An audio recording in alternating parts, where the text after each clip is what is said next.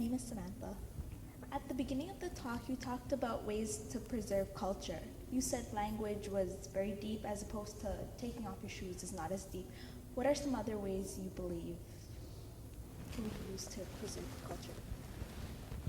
So, I gave a second way, which is mutual respect rather than tolerance. That's a philosophical difference. It's a huge philosophical difference. So what I'm explaining in this book is certain ideas, certain principles, like the principle that myself is, I am originally divine. I have a divinity born in me. I'm a manifestation of divinity, is not acceptable by the other Abrahamic religions. It's not possible. So if you hang on to those things, they cannot digest those things because they will reject them.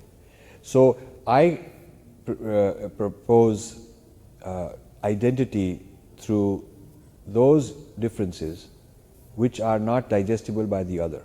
But bare feet is digestible by all of them. Everybody can go bare feet, and everybody can eat with their hands, and everybody can wear certain clothes. But they're not willing to accept and respect the idea that every human being is inherently divine, because they have the concept of being original sinner. Everybody is born sinner. So if you're born sinner, that's completely the opposite of being born divine. So I'm explaining differences which are not trivial that people from the other cultures can accept, but so deep and profound that they simply cannot accept them. To me, what is distinct and long-term and robust long-term are things that the others will just not find, they will not be able to go with that. And that once I've identified that, I know that those are the important things I should hang on to. Yeah? And so even though I hang on to them, and even though others cannot accept them, I'm willing to respect those faiths even though they are different, but I want them to respect me in return. So we have no injunction from God or teaching or anything which says that you should go and convert or go after other people and change them and by hook or crook, pressurize them and tell them they're wrong. We have no requirement to fix other people. Our mandate is to work on ourselves. We have to work on ourselves. But these other religions have a mandate to go fix everybody else. Hence the violence in the world, hence the tension and conflict in the world. So a resource is language, another resource is the notion, the principles like the nature of the self as divine and not original sinner. Another notion is the idea of mutual respect and not tolerance.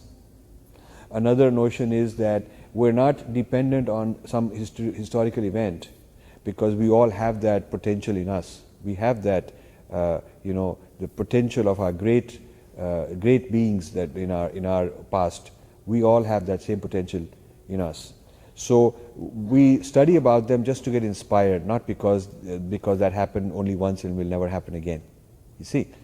So in science, you accept truths which are provable, which can be validated again by someone else, correct?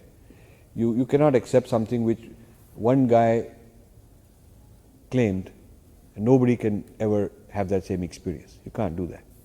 If I tell you that in my laboratory I experienced this, but none of you can ever experience that same thing in your laboratory, it's not verifiable, and science will never accept that.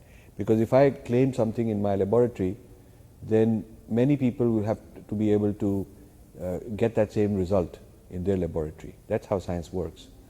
So our tradition says that if a certain rishi, a certain very advanced being in the past experienced something in a high state of meditation, very profound insight, then all of us have that same potential. Of course, we may have to work really hard and achieve that same state.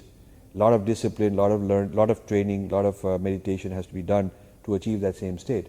But we are able to do that if we try. So that's a scientific claim, because people can verify it for themselves.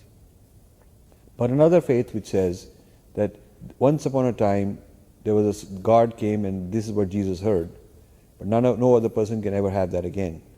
Science should not accept that, because it is not reproducible, it is not verifiable, it is unique, one of a kind, that will never happen again. And in science you don't have those kind of, you cannot rely upon such an event as an axiom. You cannot axiomatize such an event. Yeah. So if you are of a scientific mind, you should be saying, okay, what's the empirical? Does dharma have an empirical foundation? And the answer is yes. In this book I explain a lot of things which yogis experience, and they teach you and tell you can experience it too. So it's not that I have this only and you can never have it. You can have the same thing.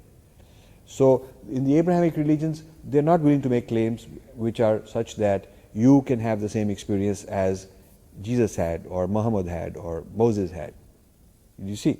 So there is a radical difference, and if you understand these principles, they are not a short conversation job. You have to invest to understand these things. Once you understand them, you will know how to move a conversation in a certain direction that you are having with people of other faiths, and then you are on a more solid ground to